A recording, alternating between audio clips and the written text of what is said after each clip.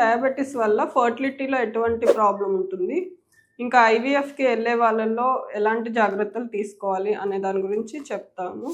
జనరల్గా fertility evaluation వచ్చిన కపుల్లో ఎప్పుడు కూడా కామన్ టెస్ట్లో ఒక షుగర్ ఎవాల్యుయేషన్ కూడా ఉంటుంది. డయాబెటీస్ ఉన్న వాళ్ళలో అంటే హై షుగర్స్, బ్లడ్ షుగర్స్ ఉన్న వాళ్ళలో ఫర్టిలిటీ మీద కూడా ఎఫెక్ట్ ఉంటుంది అనమాట.